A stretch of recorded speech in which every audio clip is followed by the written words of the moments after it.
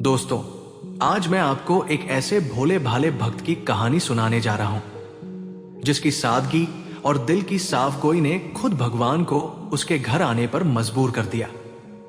एक गांव में भोला नाम का एक आदमी रहता था।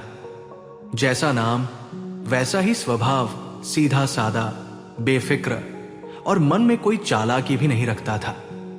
लोग उसकी बातों पर हंसते थे, लेकिन भोला को इन सबसे कोई फर्क नहीं पड़ता था।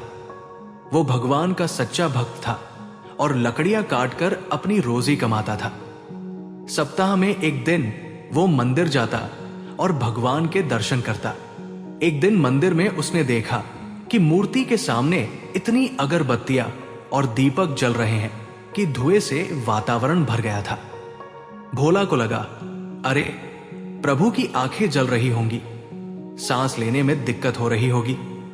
उसने मासूमियत से भगवान से कहा, प्रभु, आज मेरे साथ चलिए। लकड़ी बेचकर आज थोड़ा ज्यादा कमाया है, हम दोनों आराम से खाना खा लेंगे। भोलेपन से प्रभावित होकर भगवान ने कहा, ठीक है, तुम खाना बना लो, फिर मुझे बुलाने आना। भोला खुशी खुशी घर गया, सामान खरीदा और प्रेम से खाना बनाने लगा। भगवान को बुलाने के लिए मंदिर जाते समय उसे एक भूखा बच्चा मिला। दया से उसका दिल पिघल गया और वो बच्चे को अपने घर ले आया, भरपेट खिलाया। फिर से भगवान को बुलाने निकला, लेकिन रास्ते में एक वृद्धा मिली जो कई दिनों से भूखी थी। भोला ने उसे भी घर लाकर खाना खिलाया।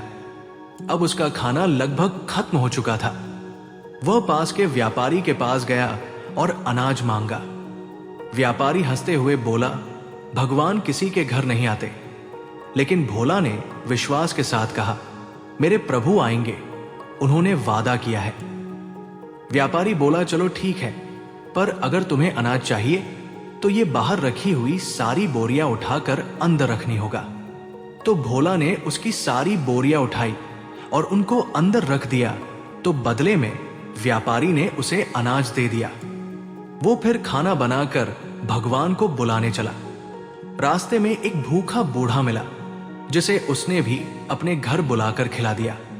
जब भोला अंत में मंदिर पहुंचा और भगवान से चलने को कहा तो भगवान मुस्कुराए, मैं तो खाना खा चुका हूं, तुमने मुझे 3 बार खिला दिया है। भोला हैरान हो गया, नहीं प्रभु, मैंने तो आपको नहीं खिलाया। तब भगवान ने कहा, वो बच्चा, वो वृद्धा और वो बूढ़ा, वही तो मैं था। भोला का दिल श्रद्धा से भर गया। इसके बाद भोला का जीवन बदल गया। उसके पास सुख संपत्ति आ गई। ये देखकर वही व्यापारी भी भगवान को अपने घर बुलाने की जिद करने लगा। उसने भव्य भोजन तैयार करवाया, लेकिन रास्ते में भगवान फिर बच्चे, वृद्धा और बूढ़े के रूप में मिले और व्यापारी ने तीनों को डांटकर भगा दिया। मंदिर पहुंचने पर भगवान ने साफ कह दिया, जिसने 3 बार मेरा अपमान किया उसके घर मैं नहीं आ सकता। दोस्तों, इस कहानी से हमें यही सीख मिलती है कि भगवान हर प्राणी में बसते हैं। सच्ची भक्ति सिर्फ मंदिर में दीपक जलाने में नहीं, बल्कि हर जरूरतमंद की सेवा में है। अगर भगवान आपके घर आए तो आप सबसे पहले उन्हें क्या खिलाएंगे? नीचे कमेंट में जरूर बताएं। अगर आपको यह कहानी अच्छी लगी हो तो वीडियो को लाइक और शेयर जरूर करें और ज्ञानार्थ प्रवेश परिवार से जुड़ने के लिए चैनल को सब्सक्राइब करें, क्योंकि आगे की यात्रा और भी गहरी होने वाली है। धन्यवाद।